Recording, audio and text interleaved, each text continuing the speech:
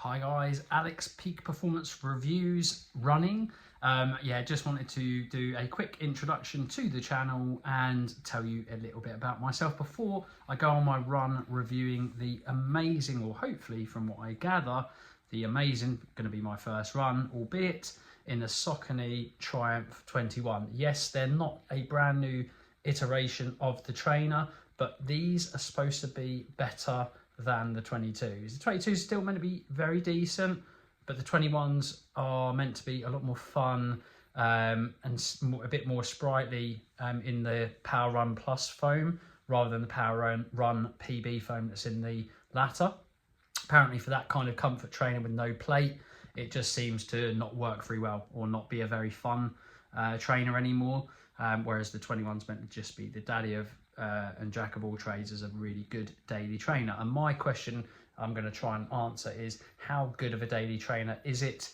And I've run lots of different types of daily trainer, different makes and manufacturers.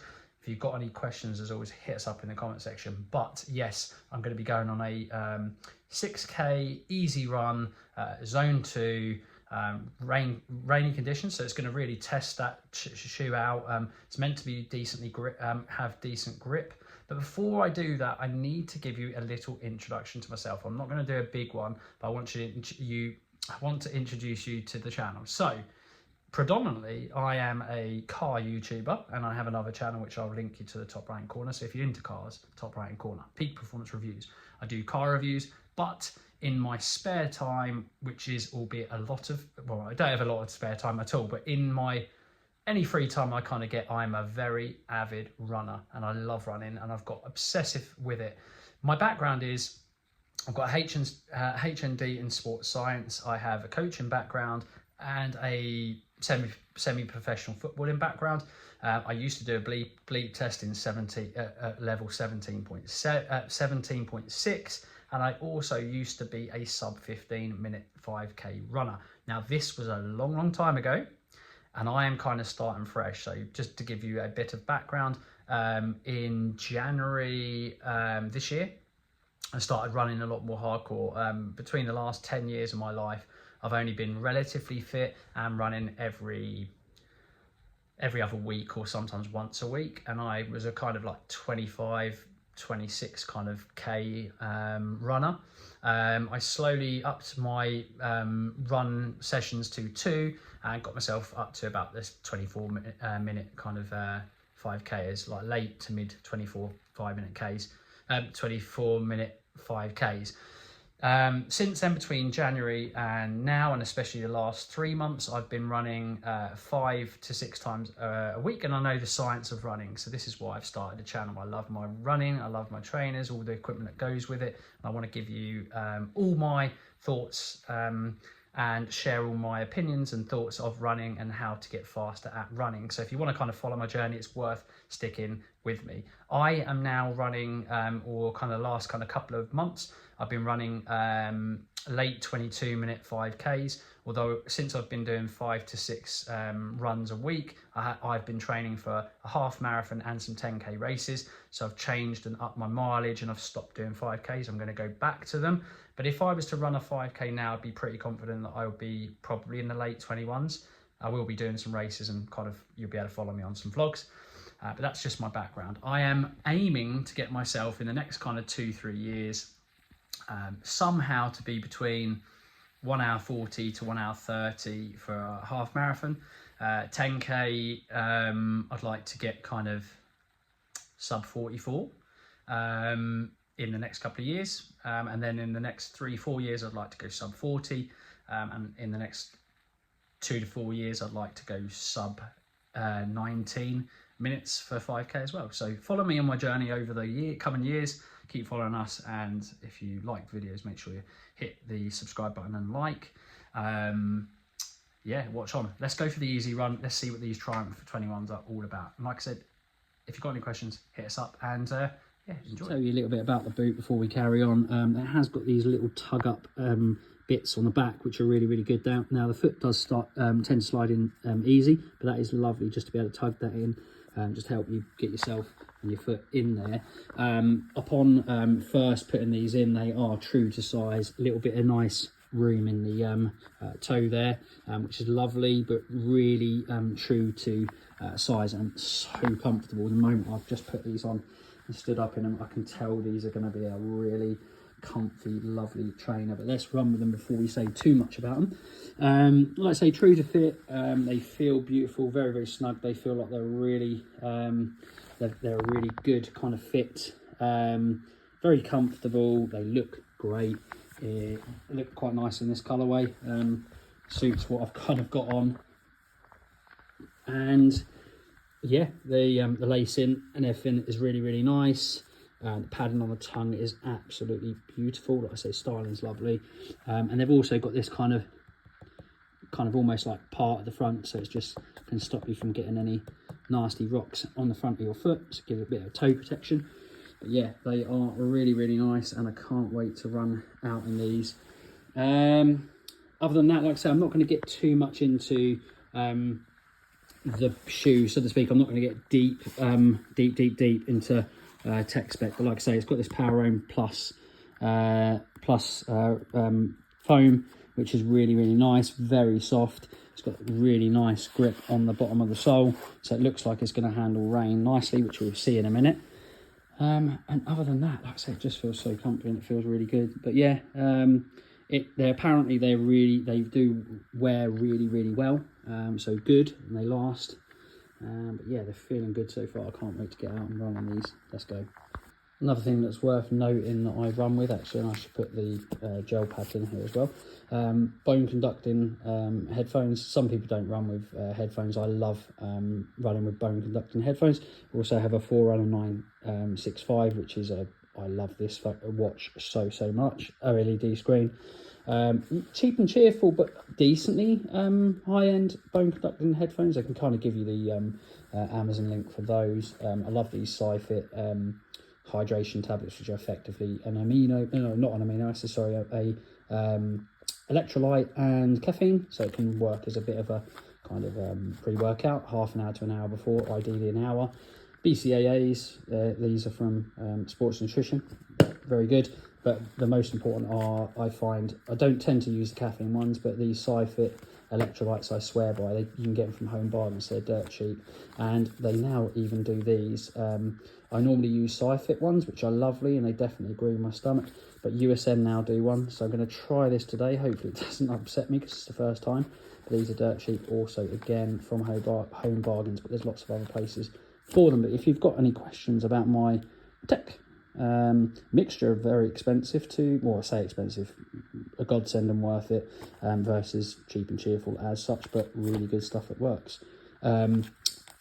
I'll say it before I do this on the run. I recommend having a gel pack when you run. I am only doing a 6k run today, so you can question whether you really need this, but I tend to try to replenish my carbohydrate stores, and I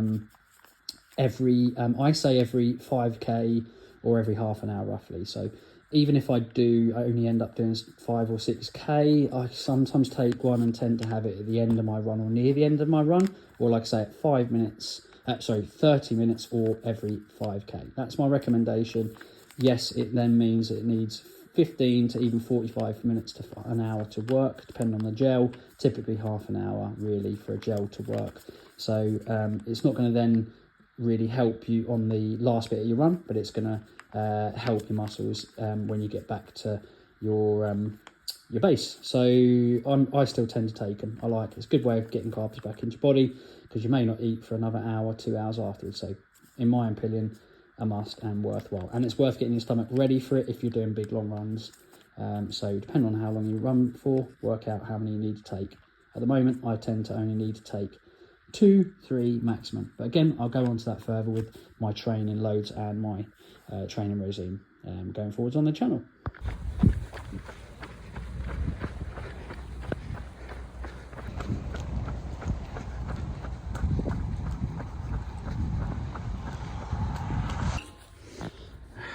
Ridiculous run. Oh well, it's pretty. I'll give it that, but my God, I actually don't know where I'm going. I'm scared for my safety.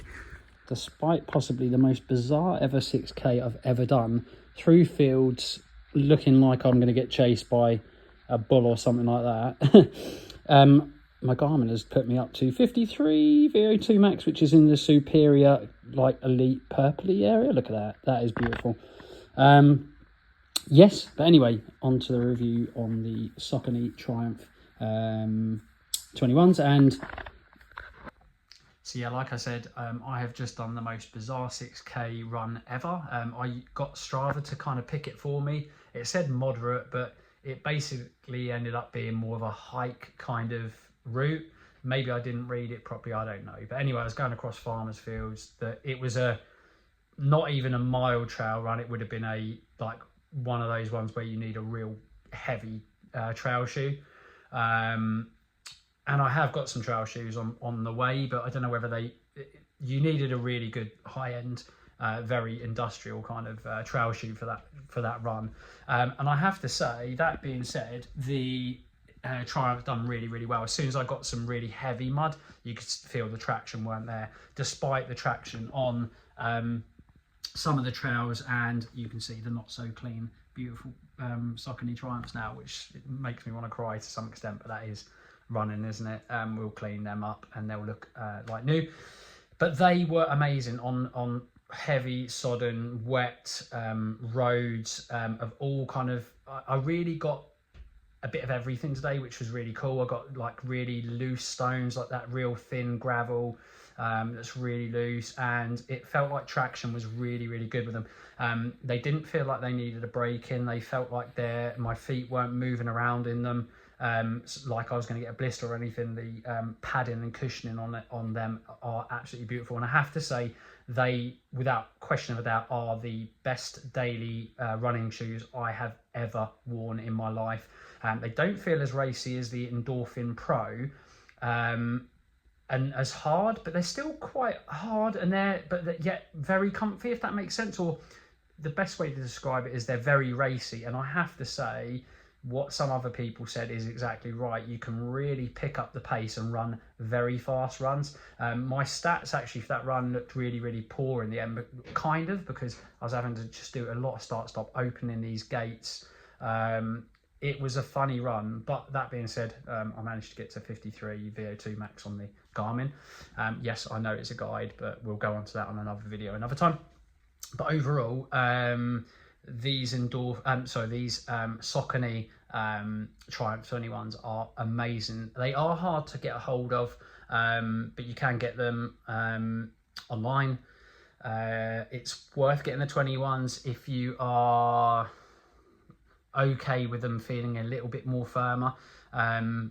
You can go with the 22s. These are just meant to be a lot more comfortable. I can feel that they don't need braking, but you can tell that obviously they're going to feel more and more flexible and lovely. Obviously they're a non-plated shoe. If you are confused by some of the stats and tech spec that's online, they are perfect for a daily shoe because they don't have a nylon or a nye plate or a similar or a carbon plate in them. They are right in the middle. They are designed to kind of do loads and loads of runs, high mileage, and be really, really comfortable and keep you injury free. And that is exactly how they feel. Yet they really do still feel like a bit like an Endorphin, in the sense of you can feel that they have real pace in them. So if you wanted to do huge distances in them, i.e. marathon, half marathon, even an ultra, they would do that in the right conditions all day long and do it very, very, very, very well. I love them. I adore them. Can't wait to see what happens with the 23s. Hopefully they can kind of bridge that gap between the 21s and what the 22s have gone to. But overall, really, really good. It is hard for me to, without making this a stupidly huge video, tell you everything, but I think that's the gist of it. It feels like it'll be really, really good for coasty paces as well as really fast paces. I think it feels like nearly as racy as something like the Endorphin. I feel like you could get PBs in this trainer, so if you did want to keep injury free and really have a comfortable shoe and keep your muscles really, really fresh and still be very racy, you could easily do some really pacey, fast runs in this trainer without a shadow of a doubt. So that's what I like about this trainer as well. Super, super comfortable. I can't wait to keep wearing these. It's going to be my daily shoe in my rotation. And yeah, like I said, I think without making this really, really big, I probably won't maybe cover everything. But if you've got any questions, just hit us up in the comment section. I'll be sure to answer you. But anyway, guys, I hope you've enjoyed this little video. There'll be some really, really cool videos, race videos, and all kinds of things coming up on the channel. I hope you enjoyed. And as always, like, share, comment, subscribe. See you again in the next one. Bye for now.